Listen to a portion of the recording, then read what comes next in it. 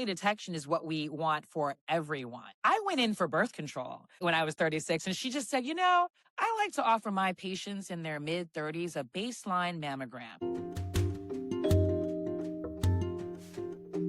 If you're a mom, runner, or human with a neck and shoulders, listen up. I've been using the Rad Face Roller, and this is not skincare, it's nervous system relief. It releases jaw, neck, and upper body tension I didn't even realize I was carrying. If you want your shoulders to drop and your body to actually exhale, try it. Head to radroller.com and use my code Samantha15A for 15% off. Your body will thank you. Welcome back to the Running Wine Mom podcast. I'm your host, Samantha Cieslinski, aka the Running Wine Mom. Today's conversation is one I've been sitting with for a while because this conversation is not just about awareness, it's a reminder to listen to our bodies, to our instincts, and to women whose voices haven't always been centered in healthcare conversations. My guest today is Athena Jones, a journalist, first-time documentary filmmaker, and advocate. She's also a two-time breast cancer survivor diagnosed before the age of 40. Athena's story is powerful not just because of what she's endured, but because of how she's used her voice and her platform to shine a light on early detection, health equity, and the real disparities Black women face in breast cancer outcomes. This episode is about courage and also about advocacy. It's about what happens when a woman speaks up and is truly heard and what's at stake when she's not. So without further ado, let's welcome Athena. Welcome. Hi, thank you. It's great to be here. Yes, great to see you again. We met back at the Susan G. Komen breakfast, and I got to sit across from you and hear you speak. And you have an amazing story, and I can't wait to let everyone hear it. Thank you. Thank you for having me here. So before we get into that, to start each episode, we have our wine, and one of the week segment. This is where we share our favorite bottle of wine or drink, vent about something that's been bothering us, and celebrate our recent victories. So grab a glass, take a deep breath, and let's get started. So Athena, what is your drinking wine of the week? Well, I don't drink that much wine these days, but I lived for a long time in South America. I lived in Chile and Argentina. I spent about more than 3.5 years in Argentina working as a journalist some time ago. And so I'm partial to Malbecs when it comes to red wine or wine. I particularly like Malbec in the red wine category. And I like Albarino, which is a Spanish white wine. But Yeah. mostly these days I'm drinking sparkling water. I love it. And it is January right now. So I am doing a damp January. So I'm doing mostly dry. But if something comes up, and I need a cocktail, I will. But wine is on the back burner for right now. So what is your WHINE of the week? Wine. Well, it's cold. I'm So in New cold. York and I'm from Texas, where over the holidays, I mean, it got cold later, but it was like in the 80s at some point. Mhm. And so coming back, last week, it's been really, really tough getting used to these 20-degree days again, or teens, if you think about the wind chill. And so I kind of just want to stay bundled up at home. I agree. And it has been freezing. I am already ready for summer. Now that the holiday season is over, like skip me to spring, I guess. Absolutely. And so what's your win of the week? Okay, so the week, I guess, is, I had a wine already because that's been going on, but I guess the week is getting off to, it's just starting. I'd say my win of the week is having meditated. I started meditating last year. I've been doing it every single day, but I was doing really well for a while where I was, getting up and meditating for like 10 minutes in the morning, 10 minutes before going to bed. And then over my travels, over the holidays, I was really relying on an app with kind of guided meditations, which are shorter and still very helpful, still very kind of inspiring. But I think I get the most out of it when I'm just really sitting in silence, breathing, not listening to music, not listening to someone else guiding me along. And so I was able to do that this morning. I figured, why not? It's the first working day of the new Yeah. year. And so I feel really accomplished in doing that. And I hope to begin to kind of feel those benefits of sort of like, I'm calm, I can manage anything. Whatever comes my way, I'll be able to handle it. So that's my win. Yes, that is one of my New Year's goals is to fit in meditation more than I normally do. It's like Yeah, you twice just a start month if I small. yeah. Yeah, 2 minutes a day, then 5 minutes, then 10 minutes, maybe. Yeah. And so that's going to transition us perfectly to my next question about fitness. What is your favorite way to stay active? Gosh, I do so many things. Well, a lot of it's indoors now, though. If it were warmer, I would be running. I live near a river, so I like to run on the river. Sometimes with a weighted vest, sometimes not. I am a woman of a certain age, so I care a lot about bone health. But I also do, hit workouts at home or Pilates, and I've been jumping rope. I started jumping rope again since I hadn't done it really since childhood last summer, and so pretty much before like any workout, I do a kind of a jump rope warm up. So it might just be 10 minutes. Or if I'm just going to jump rope, it might be 30 minutes. It jump roping is really hard. Like I you think about it's like such a childhood activity, but when you try it as an adult, you're like, "Wait, I do not have the same Right. Yeah. Okay. No, it's coordination." right. And it's tiring. But I mean, I kind of equate it to running. I mean, you're basically running in place. Mhm. And if you look at like your Apple Watch or whatever, it'll be like, oh, this is how many steps you've done, or this is how many miles you've covered. And so I feel like it's perfect for the days when I'm not going to be able to run outside because I am not one of those hardcore people who runs when it's 20 degrees. It's too cold right now. So how does maintaining your fitness align with your mental health? I think it's essential. I don't know about you, but I really think it's essential. I feel if I'm stressed or anxious, it's not that all of that goes away completely, but I feel much better and more able to handle whatever's coming my way if I exercise. And if I have several days or I'm traveling or whatever and I don't have a chance to exercise or meditate, then that combination is just it makes me Terrible. so much more likely to be, to kind of give in to my anxiety and kind of be overwhelmed by stress when I really, the goal is to be like, I can handle it. Whatever happens, I'm going to be able to handle it? So Yeah. it's essential. I totally agree, and over this break, I purposefully did not work out as much. I let myself relax, but now that we're over it, I'm like, I need to get back into it and get my mind right because you could it that definitely my physical body healed, my mental health kind of was like all over the place, scattered. Yeah, I get it. It's so essential. And also for brain health. I mean, mental health, but Mhm. then brain health itself and cognition. And I just care a lot about kind of aging well and having a long, they call it health span. Not just lifespan, but a long span where I'm healthy. Exactly. Yeah, that's the idea. I wanna be able to do for myself as long as I can, Yeah. and to live as long as I can. So let's now talk about you. The way that we met obviously was at the Susan G. Komen breast cancer awareness kickoff. And your story was just it really to see someone so young be diagnosed twice with breast cancer, it really sat with me. So let's kind of begin at the beginning. When was the first moment breast cancer became a part of your story? And what was that inner dialogue like in those moments? Well, I was living in Washington, D.C. I lived there for many years working as a journalist, and, I was kind of totally blown away. I was kinda like, "What? No, this can't possibly be the case. Like, there's no way I can be 36 years old and actually have breast cancer." Of course, I'm aware of breast cancer, but in my mind, it was always, I don't know, a white woman in her 50s or 60s, and you think about the breast cancer walks and people with their pink ribbons and their cute little pixie haircuts, probably because their hair is just growing out from chemo, and just very much an older woman type issue to have to deal with. So it came completely out of the blue for me. I did not expect it at all.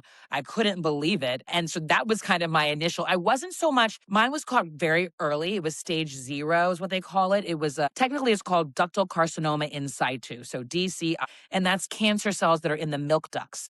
Mhm. And, you can't die of breast cancer if it's just DCIS, right? It has to become invasive. It has to spread beyond the milk ducts, beyond the breast. So it was very, very early. So I wasn't like, oh, I'm going to die. I'm going to die. I'm going to die. I was just kind of like, oh, this is kind of coming in the prime of my life. And now Mhm. I have to deal with this. And so it was shock and it was annoying. I was annoyed. So I know that sounds like minor to call it you're annoyed, but that's how I felt about it. Yeah. And so then you were diagnosed a second time, again, before the age of 40. So what was it like emotionally and mentally to kind of navigate that diagnosis not once, but twice? Right. The second diagnosis happened just 3 years later. I was 39 and I was, hard at work, advancing in my career, having successes, being recognized, getting more opportunities. And so this was a time when, again, it was still relatively early. It was invasive this time. So I knew I was going to have to go through a much more difficult treatment journey. The first time I just had a double mastectomy and I thought I'm Yes. done with it. I won't have to worry about it again. I won't even have to do, I'll be under surveillance, but I'm taking away the offending body parts. You know what I mean? Mhm. And so the second time I was like, wait a second, like why me? Why me again? Right. So soon. What did I do wrong? And I'll tell you this: the first time I was diagnosed, when my treatment was ending, I was like, let me go talk to the radiation oncologist. And I had a conversation with the radiation oncologist at the hospital I was being treated at, and she was like, well, with this double mastectomy, you were very aggressive. And your likelihood of recurrence is in like the single digits. And I thought Okay. that sounded great. And Yeah. I'll admit, I was like, I'm ready to get back to my life. And even though I'd been so aggressive, I thought I'd been aggressive enough. And like, obviously, hindsight's 2020. When I'm 39 and being diagnosed again, I'm like, oh man, if only I could reverse time and go back and do those however many weeks it would have been of radiation, and maybe it would have avoided a recurrence. So, I mean, of course, I couldn't do anything about it, but that was kind of part of my thought process as well. Yeah. And so what was the most surprising thing you learned about your own strength through all of this being so young and not really having people your age to kind of like align with that? Yeah, and I had a special circumstance too. My mother was very, very ill at the time of my first diagnosis. I mean, she was not doing well. And so I was really focused on her. And it's one reason that I said, let me go ahead and do not just treat the left breast where the cancer occurred. Let me get rid of both. I'll be Mhm. done with this. I can focus on her. I was flying home to Texas every few weeks to spend time with her in Houston. And that's what I was focused on more than anything. She died about 3 months after my double mastectomy. Ugh. And so that was obviously a very difficult time for me. And it kind of overtook the cancer issue. You know what I mean? The Right. cancer issue was like, I'm alive. I'm alive fighting this. And at the time, I'm like, I'm done with this. And so I was done with cancer. And my mother had already passed away by the time I was diagnosed again at 39 and found out, Ugh. no, actually, you're not done with cancer. Ugh. But I think Wow. that whole period was a time when I found a lot of strength in myself. My grandfather was a minister, but was never super, and I went to church with my family, but I didn't consider myself super religious. Mhm. And as my mother was getting sicker and sicker, and I was going through cancer the first time, I started going to church more and you sort of leaning on faith more. So that's part of it. I think that by the time I got it the second time, I was kind of like, okay, I have something to hold on to. Right. And I also, the first time I wasn't very vocal about what I was going through. I only told a few people because at the beginning I didn't want to tell someone who would feel obliged to tell my mother. And I didn't want to tell her before I had the surgery because Right. she was on a feed, she would have wanted to be there and it was a whole thing. So I relied on just close family and friends. And that's what I did both times. And that was really enough. And I think I was surprised to find that I had a reservoir of strength that I didn't know was there. I think that you don't always know how you're going to deal with something like this until it happens. And just like you don't know how you're going to deal with an emergency, right? You don't know if you're the kind who's going to like freeze like a deer in headlights or immediately get to work, doing whatever needs to be done. And I found out, luckily, and I think I got this from my mother, that I was the kind of person to say, look, here's what I'm facing. Here's the treatment plan. Here are the things I have to do, almost like it was an assignment, and I Mhm. was Yeah. a real nerd, very conscientious student. I was like, I'm going to take on this assignment and I'm going to beat this assignment and everything's going to be fine. So Right. I had a lot of faith, period, and a lot of faith in my ability to get through it without, falling apart. But I also felt like, I can't fall apart. I have a career to continue to advance in. And I worked the entire time. I mean, the first bout I took a month off because of the surgery. But the second time, of course, I took a few weeks off for surgery. But when I was going through chemo, I was covering the White House. It was the end of the Obama administration. And I was going like to chemo every 3 weeks. And I just kept going. I just kept working because I was like, you're in a really prized position in terms Right. of the job. And like even going all over the world. Like I remember my team went to Vietnam because the President Obama was going to Vietnam, and you usually would arrive a day or two early. So they went, and then I couldn't go because that was the day they were going was the day I had chemo. I scheduled on Fridays. and so that I could rest all weekend. And so I just went the next day. But the fact that I did that, I kind of can't believe it. And I think also it's because I was young and kind of hungry, you know, in terms of my career. So I'm not Oh saying my that everyone should gosh. do that. I mean, I'm thinking, oh my God, the logistics of all of that is just, but shows truly what the strength of someone is, and like that we don't always know what other people are going through. Like Absolutely. that's a prime example of that, someone going through something so stressful and then just like flying out to be doing this big uh, thing that anyone, would dream of doing and looking so composed, and you have no idea. That's Yeah. Yeah, and so I had a you've braided wig and everything. I mean, like I had yeah, braids for a long time, and I somehow found braided wigs. This wig maker made wigs that had braids. So a lot of people didn't know until I no. revealed what had gone on after my treatment was over. You know, it's wild. My gosh. And so one of the things that you talked about is how your cancer was caught because your provider actually listened to your concerns. And that was something that I took from when you were talking at the breakfast, and you took action early. How pivotal was that early detection in like your overall outcome, do you think?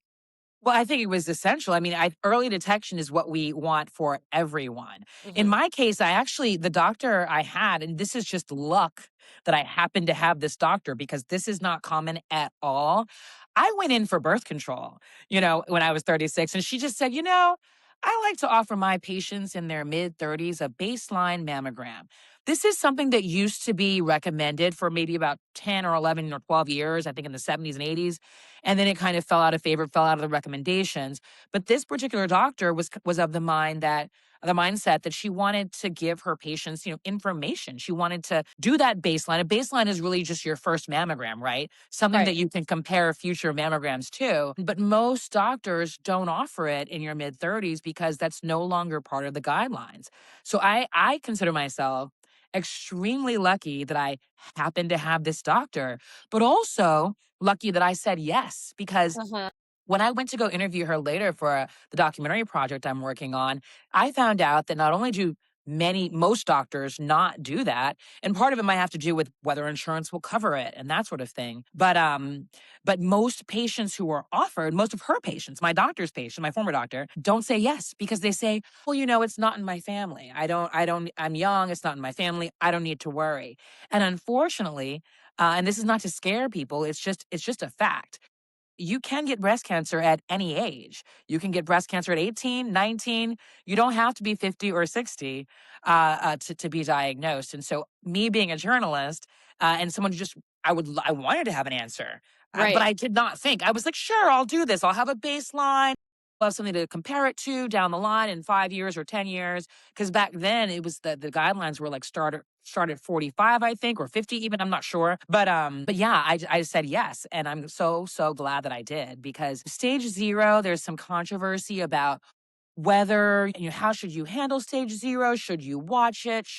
Does everyone who has DCIS, cancer in the milk ducts, are they going to eventually have invasive cancer? In my case, I had relatively small breasts, maybe B cup or small C, and it was considered, my doctor called it extensive DCIS. So that meant that it wasn't just in one little area. It was in a sort of over a large kind of part of the Mhm. southern hemisphere of my breast. And so I kind of felt at the time that, and my doctors felt, first of all, you're young. Cancer is often more aggressive in young women. It's also, for some reason that we don't entirely understand, often more aggressive in Black women. So I was young and Black. That was two strikes against me in that case. And so they really encouraged me to be as aggressive as I was comfortable being. And so I did that. Now, you know, it did come back. Who knows what that, maybe there were a few bad cells left. I just had the bad luck for it to come back. But the thing is, once you're diagnosed, you're then ideally under really good surveillance. So you're going Right. in, repeatedly to do whatever you need to do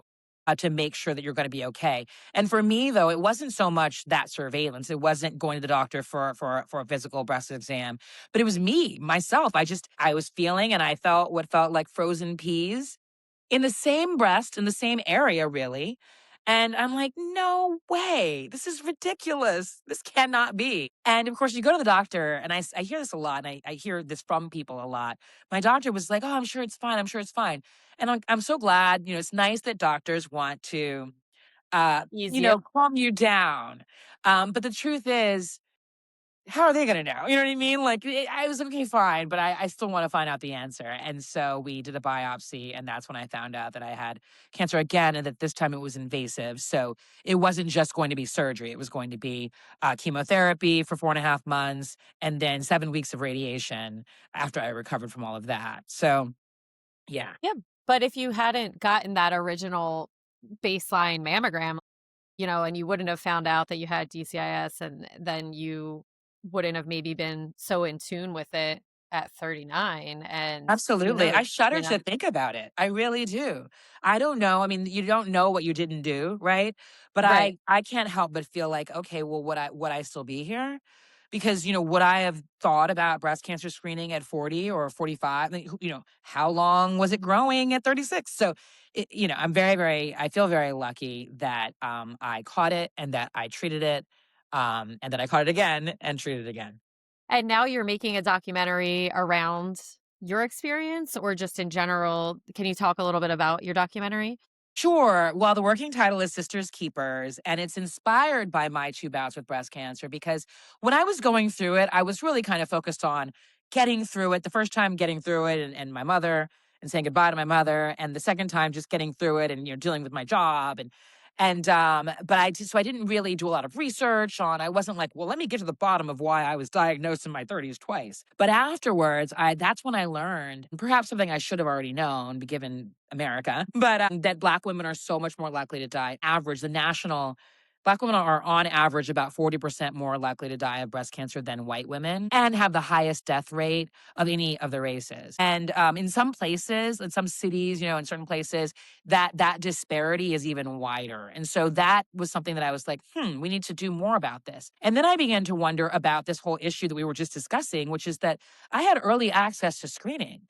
That is not, I knew enough to know, even before going back to interview my then gynecologist, I knew enough to know that this wasn't commonly done. Mhm. Then I learned that Black women are much more likely to be diagnosed before the age where the guidelines recommend you begin screening. So all these things kind of combine to say, okay, well, if we're so much more likely to die, how much of that has to do with getting it younger? Because if you're not being screened and it starts to develop at 33 or 32 or 35, it has a lot more chance of being at a distant state, at a later stage, a much harder to treat stage by the time it is found. And there are statistics that show that too, that Black women are more likely to be diagnosed when it's at a more advanced stage. And of course, I was fortunate to be diagnosed with triple positive, which is, hormone receptor positive breast cancer.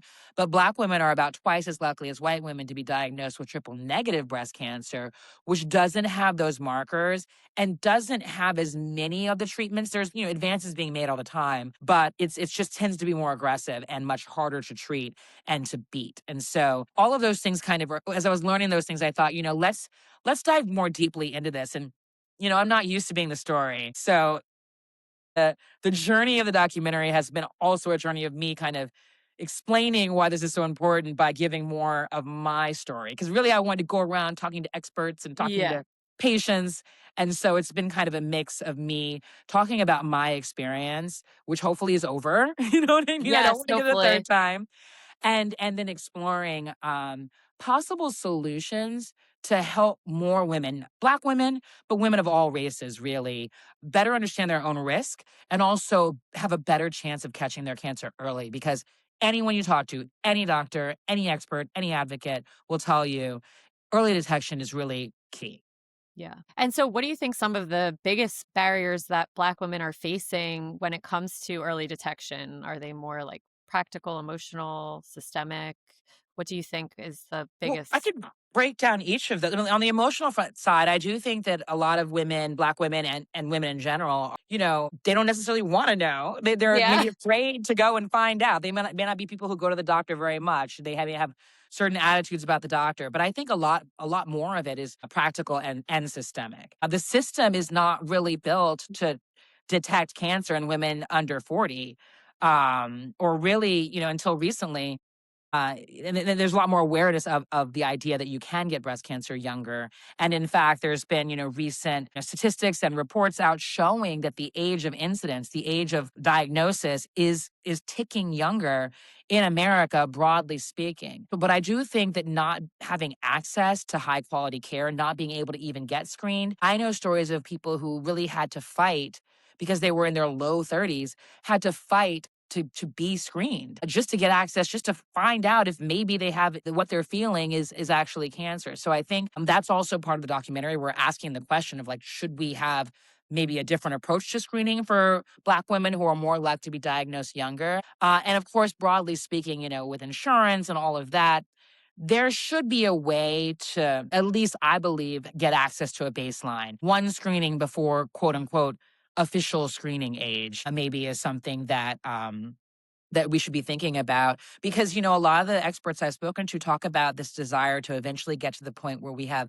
what's called personalized medicine, where we're really like treating the individual patient as that individual with their own history and their own Yeah. needs. And of course, it's a big country and you have to have some rules to manage kind of resources. But part of that personalized screening approach would be focusing more on risk rather than age. And that's also another kind of whole ball of yarn, because, it's hard for people to understand their risk. There's so much focus on whether it was in your family and whether it's genetic. And only about 5 to 10% of cancers are like hereditary. And then finally, I'll say one thing, and that's genetic counseling. Black women are much less likely to be offered genetic counseling. And so it's harder for Black women to find out if they have the genes that make them much, much more susceptible to breast cancer. Yeah. And I remember you talking about that statistic about if breast cancer ran in your family. And I just thought, wow, that I assumed that, like, because I was able to get early screening because my gram had breast cancer and they, did the genetic testing and everything with me. But I was thinking, well, if most people are not, it's not even in their history, then what are we doing, Right, and how are you supposed to know your risk? I mean, it's a term that not is not a it's not a very easy term, but sporadic. They say like something like 85% of cancers or so are sporadic, meaning not caused by not hereditary, not genetic. It's something else. And that's a really big number. And I don't think that Huge. message has gotten out. I think still most people think that you have to have a mother or an aunt. Yeah. And most people are afraid to actually like talk about cancer until they're actually forced to. How have you learned to speak publicly about your journey without it defining you? And how can you help others be less scared to talk about it? Because even, as you mentioned, you didn't tell many people when you were going through it. And there's so many people who are going through it without even any support system. Well, I think that's so important to try to find the support. And when it comes to talking about it, to start small. I mean, I certainly told the people closest to me. On some level, I didn't necessarily want all my, coworkers to know. The White House team knew back then, but because I didn't necessarily want people focused on that, I wanted them focused on my work. Being a journalist, being a broadcast journalist, I was used to, public speaking and talking about things, but not nearly as used to talking about myself. And so that has really been the journey for me. But once I decided that I was going to do this project and that I was going to be out here and be an advocate, it's sort of like taking off or setting aside the journalist hat or adding on top of it the advocate hat. And so it's become, I mean, you said not letting it define you. I'm kind of okay with breast cancer being my brand for the moment, in the sense that, if me talking about what I went through and talking about my concerns about what these sort of barriers in the system and my concerns about health equity helps, get one woman or two women to go get a mammogram, then I feel like I'm making some kind of difference. And so I think for individuals, not everyone has to go out and give speeches or be part of events and panels on this. But certainly I think, begin talking with the people that are close to you about what you're going through, and know that, they're not necessarily going to have answers, but they can be someone to provide support and also just to help spread the word. I can tell you for a fact that I had multiple friends who went and got mammograms because of what I was going through. And my hope is with our documentary that not only will kind of will shift the conversation and have more people talking about what can be done to to help all women understand their risks, number one, but also to make sure that women, whatever age they are able to get the care they need to be able to detect it early. So if you could go back and give your diagnosed self one piece of advice, what do you think that would be? Really wish that I had done more to find support from breast cancer patients, so or survivors. I did, my boyfriend at the time put me in touch with someone who was young like me going through breast cancer. It was a different kind, and I think that they had one of the, BRCA1 or BRCA2, those genes that make you more susceptible. So I did talk a little bit with people, but I was so private about it, and I feel like if I had been part of a support group. And I did go to one, but it was all older white women. And I just didn't feel, I didn't really feel like I wanted to speak up there as vocal as I usually am. But if I groups like the Breasties were around, if I had known about the Sisters Network, these are groups that are now kind of part of my film project. I feel like I would have had people to reach out to say, for instance, with the radiation oncologist, hey guys, this doctor says that I have this much chance of getting it again. What would you do, or what should I do, or what do you think? And of course, fellow patients aren't necessarily going to be experts, but I think, just like going back to what I said earlier, if I had had more support and had been kind of part of a community, I think I probably would have gone ahead and done however many weeks of radiation I would have had to do back then, just to be able to really be able to wash my hands of it and feel like, okay, I did absolutely every last thing I could possibly do. So Right. it would be Yeah. seeking support from people actually going through it. I had a lot of support from just general friends and family, but not a lot of information from people who were going through it or had gone through it. Okay, so let's talk about hope. What makes you hopeful about the future of breast cancer care? Well, I think that, breast cancer, unfortunately, is what I would call an epidemic in this country. 1 in 8 women are expected to be diagnosed over the course of their lives. And I do think that there is a growing awareness that this is not just an older woman's disease, and a growing awareness about the disparities. And so I hope that by that growing awareness will lead to more action. There's certainly a lot of folks who are out here wanting to make a difference and wanting to reduce disparities. We don't just want to reduce just the black white disparity. We want everyone to have a chance to survive breast cancer. And so we also know that because it's such a common disease, there's just tons of research going on all the time. The patient that we have been following over the course of our documentary, just over those few years, by the time she was nearing the end of her treatment, a new drug had been approved. And her, she was at a hospital that had access to it and was able to put her on that protocol just to give her like just a little extra boost. Like, we've done all the things we're supposed to do. We've done all the standard of care, the care you're supposed to get. This is new. It's not quite involved it's not been added to the standard of care yet, but we're going to give you access to this because the studies are promising. And so that's what we want to see more and more of is new drugs being developed, new approaches. And I know for me, for instance, my cancer the second time was HER2 positive, which was, in the 90s, the mid 90s, if you were diagnosed with HER2 positive, you had like a 3 to 5 year. They said you could expect to live like 3 to 5 more years because it was so aggressive. But then because of research, which is so important, they came up with a way to attack it, a drug that could attack it. And now that's part of standard of care if you're HER2 positive. And that has saved millions and millions of lives since its introduction. And so those sorts of things are continuing to happen. I mean, it is, it's like I said, even though it's awful that it's such a common cancer, the fact that it's so common is one reason why there's just so much attention on it. So that gives me hope. That's awesome. Well, you have given us so much information, and I'm going to ask one more question. When you imagine the future of breast cancer care and advocacy, what does better truly look like to you, and how can we be a part of that change? Well, I think women all have to speak up for themselves and try to get screened. Certainly if they feel something, if they have a specific complaint, to really not take no for an answer.